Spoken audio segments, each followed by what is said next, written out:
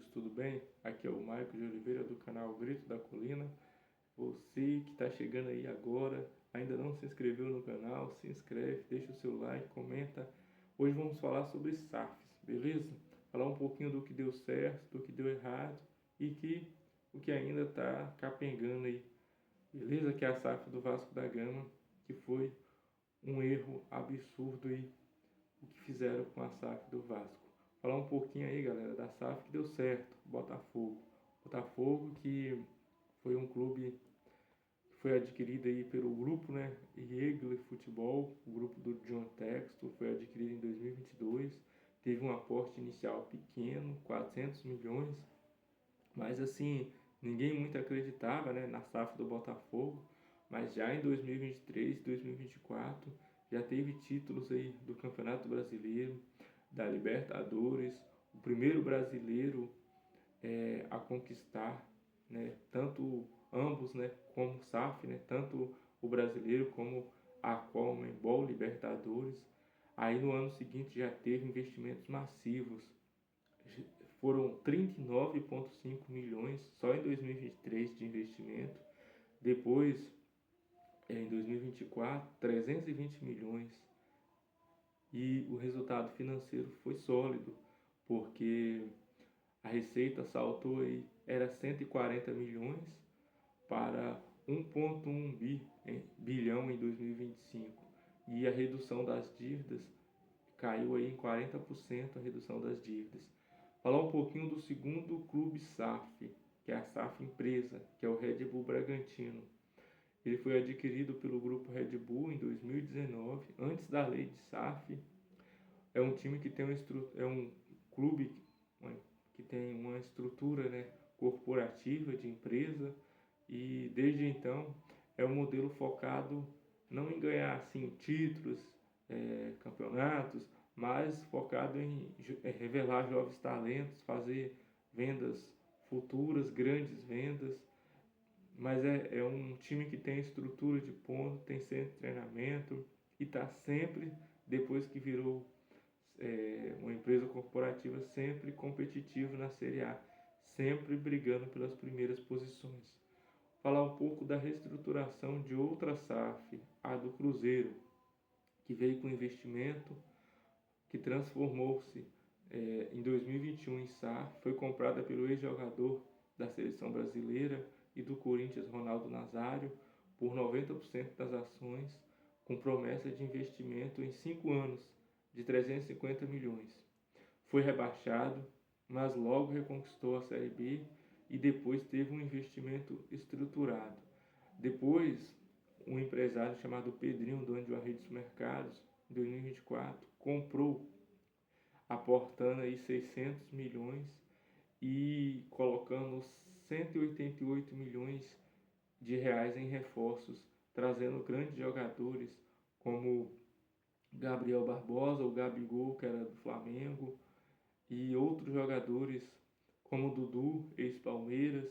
Então teve resultados mistos em campo, não conquistou nenhum título ainda, ficou fora da Libertadores, mas em compensação avançou na Sul-Americana, chegando aí até nas finais.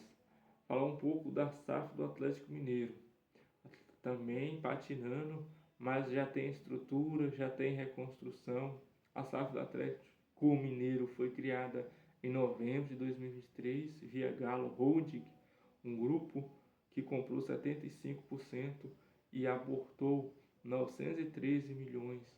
Só que grande parte desse aporte foi logo para pagar as dívidas. Começou apanhando na performance, mas assim, chegou, foi final em Copas, mas a campanha no Campeonato Brasileiro não foi boa. Foi muito irregular no Brasileirão, quase caiu para a Série B, terminou em 12º lugar. Agora, meu amigo, vou falar aqui do caso do nosso Vasco, né? Aqui, ó, cadê a Cruz de Malta aqui? Aqui, ó. Cruz de Malta.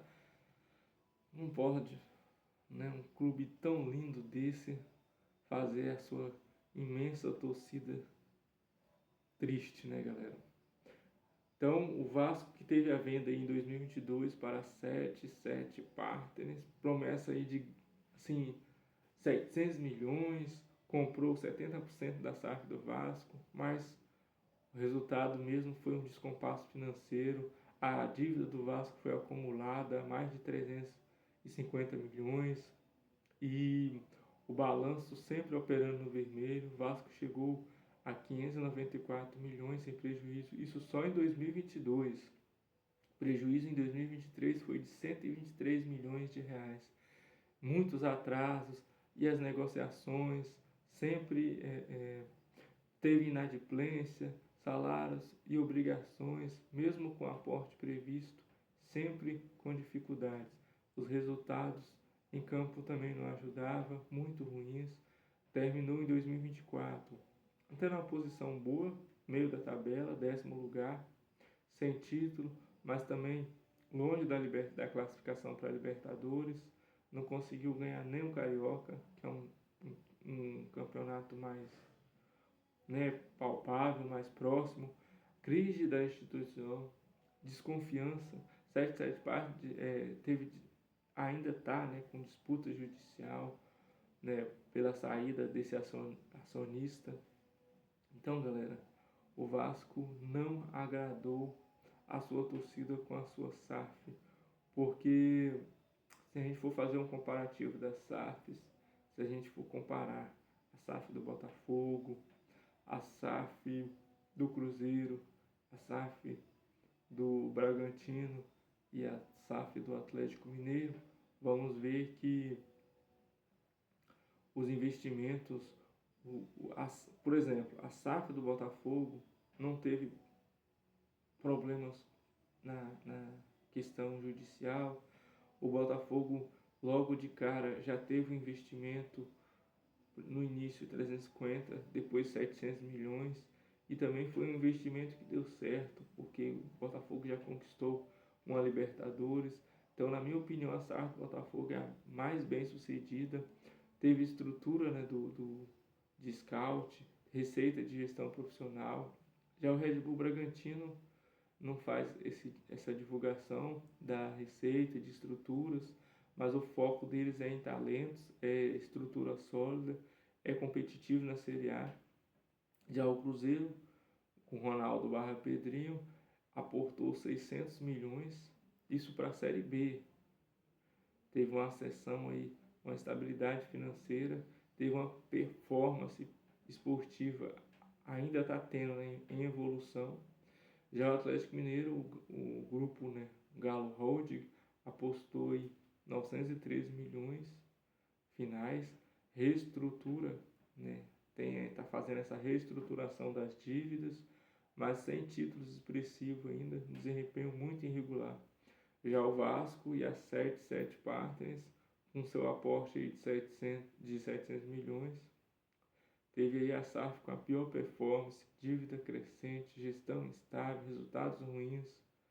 Então, galera, a gestão da SAF vascaína, na minha opinião, é a pior, porque não conquistou nada, a dívida só aumentou.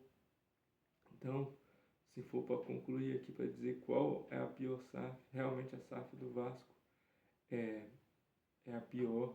Agora, esses exemplos de sucesso mostram que SAFs que investem com estratégia e gestão profissional, igual o Botafogo fez, é o exemplo mais emblemático, porque eles investem a longo prazo, igual o Bragantino. O Cruzeiro investiu em grandes talentos, jogadores de renome como Dudu, Gabriel Barbosa, não deu certo. O novo treinador que entrou lá, o Leonardo Jardim, teve que tirar os medalhões, colocar no banco e entrar com jogadores novos. E depois disso o Cruzeiro cresceu, já terminou o campeonato aí para a parada, para a Copa do Mundo, nas primeiras posições. Já o Vasco, por outro lado, foi o exemplo mais negativo. Apesar de ter o aporte substancial, teve gestão financeira deficiente, teve o endividamento da dívida crescendo, os resultados aquém do esperado e uma crise institucional que comprometeu toda a imagem da SAF vascaína. Mas mesmo assim teve uma pesquisa aí Intel Atlas, que 75% da torcida do Vasco é a favor da SAF, só 12% aí sendo contra, e não lembro a outra porcentagem que resolveu não opinar. Galera, o que você acha da SAF do Vasco? Você acha que ainda vai dar frutos? Você acha que um novo investidor vai chegar? Você acha que essa gestão que assumiu aí, gestão do Pedrinho, para quem não sabe, a gestão do Pedrinho, que é o clube associativo, né? Pedrinho, o presidente do clube associativo, hoje também assumiu, né, a SAF do Vasco. Ele não é o CEO do Vasco, mas é o cara que manda. Hoje o CEO do Vasco é o Amodeu, um cara que, segundo o Pedrinho, é bem preparado e vai comandar aí essa reestruturação vascaína, tanto financeira como vai lidar aí com algumas coisas da SAF do Vasco. Galera, falar um pouquinho também sobre a reforma de São Januário. O que aconteceu com a reforma de São Januário, que a gestão Pedrinho prometeu que no início, né, agora já começaria a fechar o estádio para as obras, até agora nada. O CT também, ele disse que ia ter um CT de treinamento para a equipe treinar, ninguém cobra nada. O Vasco que vai agora inaugurou um novo uniforme de despedida, né, da capa, vai ter um novo fornecedor de uniforme, tudo indica aí que vai ser a Nike, mas ainda não tem nada assinado. O Vasco que tem alguns jogadores para contratar nessa volta aí do Campeonato Brasileiro, assim que terminar a Copa do Mundo de Clubes, inclusive o Botafogo, que é uma SAF, está lá. Outro time que potencialmente será outra SAF aí no futuro, estão lá pesquisando lá nas Laranjeiras para isso, é o Fluminense, outro clube que está lá e também está ganhando muito dinheiro lá na Copa do Mundo dos Estados Unidos, na Flórida, em Miami. Outro clube que está lá é o nosso arquirrival, o Flamengo.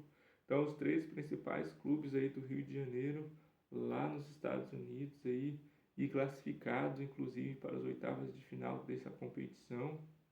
Inclusive, um deles, o Botafogo, que eu falei agora, podendo chegar aí a quartas de final, vai enfrentar outro brasileiro, Palmeiras. Então o confronto aí vai ser Botafogo e Palmeiras. Se o Botafogo vencer o Palmeiras, classifica indo muito aquém até do torcedor botafoguense, chegando às quartas de finais da competição, podendo chegar até semi ou final. Então, o Botafogo que estava no grupo da morte, o grupo do Botafogo era, se eu não me engano, PSG, Atlético de Madrid, Botafogo e Sander, um outro clube lá, acho que é Sander, eu esqueci o nome do clube, do quarto clube, mas se eu não me engano era Botafogo, Atlético de Madrid, PSG e esse clube que eu não veio à memória agora. O Botafogo conseguiu classificar em primeiro, mesmo tendo PSG. Primeiro, mesmo tendo PSG e Atlético de Madrid. O Botafogo conseguiu se classificar aí, estando aí na oitava de final dessa Copa do Mundo. Então, galera, o vascaíno fica muito triste, o vascaíno fica torcendo contra daqui, querendo que o Palmeiras ganhe do Botafogo, o Palmeiras que nem é tanto assim um clube que o vascaíno deveria estar torcendo, porque ultimamente os jogos contra o Palmeiras tem dificultado muito a vida do Vasco. O Vasco que tem aí o Palmeiras como um dos aliados, com irmãos, torcida muito unida, né? A torcida do Vasco e a torcida do Palmeiras são muito unidos, mas o time mesmo do Palmeiras, quando entra em campo, não ajuda o Vasco em nada. Inclusive, no último jogo, o Vasco simplesmente abriu as pernas para o Palmeiras, onde o Hugo Moura entrega a bola para um jogador do Palmeiras que faz o gol. O jogo era para ser 0-0, jogo muito complicado, sem chances de gols claras para ambas as partes. Aí o time do Vasco, através do seu jogador Hugo Moura, entrega a bola no pé do atacante. O Vitor Roque vai lá e faz o gol. Uma vitória do Palmeiras 1-0 sobre o Vasco. Então, o Vasco não vence o Palmeiras há mais de 10 anos. Então, o Palmeiras não é esse amiguinho do Vasco assim, mas não temos uma outra opção. Vai torcer para quem? O Botafogo? Então, de todos esses aí, é melhor torcer para o Palmeiras, né?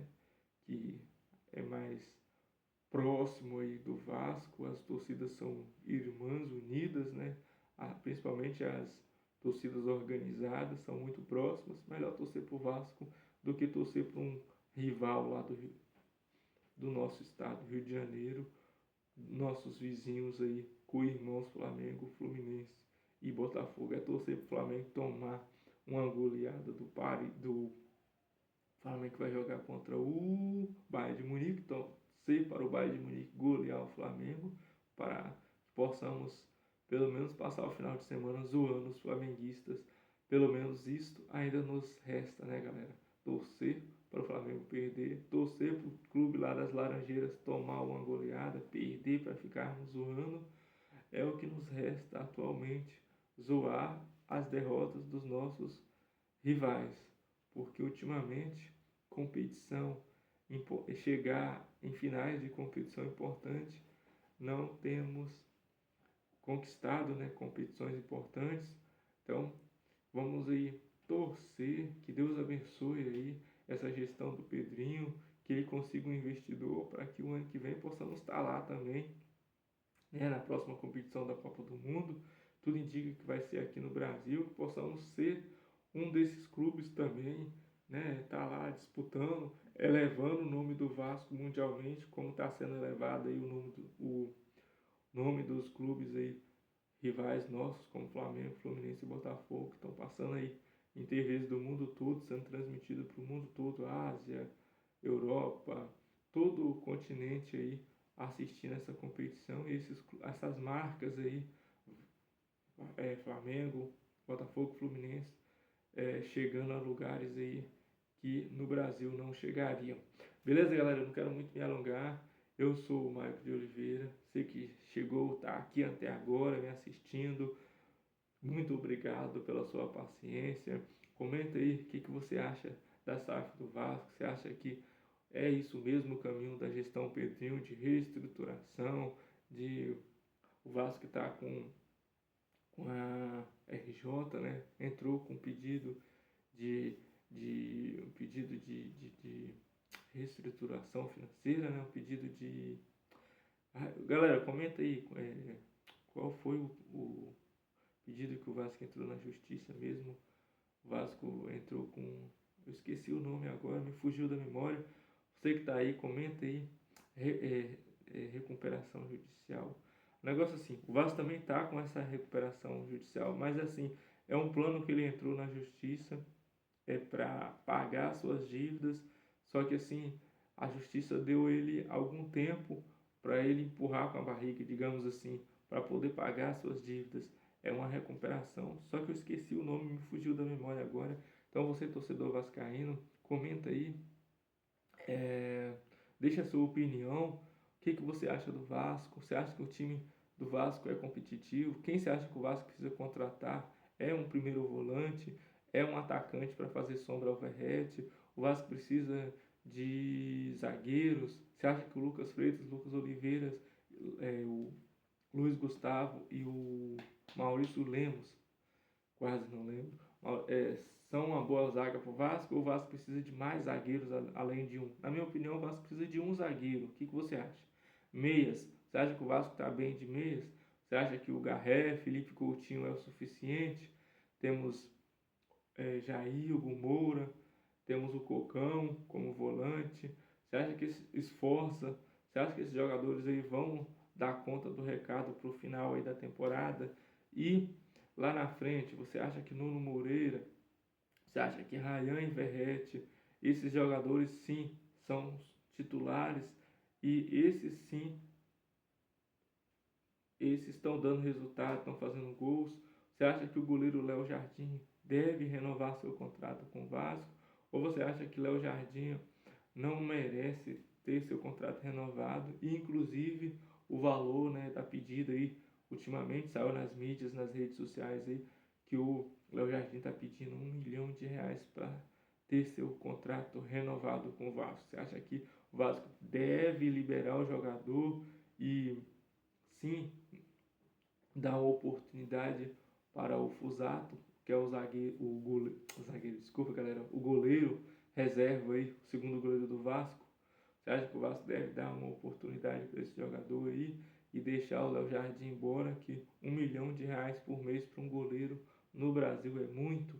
Deixa a sua opinião. O que você acha do trabalho do Fernando Diniz? Fala aí. Tá gostando do professor Diniz?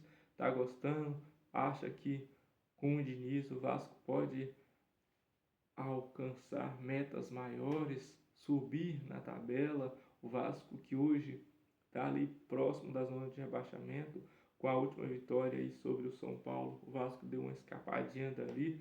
Você acha que o time tem potencial para ir mais longe, beliscar talvez uma vaga na Libertadores, ou não? O potencial do Vasco é uma Sul-Americana de novo e tá bom por aí. Você acha que o Vasco vai longe na Copa do Brasil? Você acha que o Vasco vai longe na Sul-Americana? Deixa a sua opinião. O Vasco vai pegar o Independente Del Valle, o primeiro jogo lá, vai decidir em casa. O Vasco vai pegar na Copa do Brasil o CSA, primeiro jogo lá, vai decidir em casa. Na minha opinião, o Vasco ganha do CSA, vai às quartas de final da Copa do Brasil. Já a Copa Sul-Americana, acredito que o Vasco perde lá para o Independente Del Valle e deve ganhar em casa, mas não levar a classificação. Acredito que o Independente Del Valle vai cozinhar esse jogo no São Januário, e o Vasco em São Januário, quando tem uma defesa postada, bem postada, o Vasco tem dificuldade de fazer gols, como aconteceu no último jogo do Vasco da Copa do Brasil, que o Vasco teve que se classificar nos pênaltis.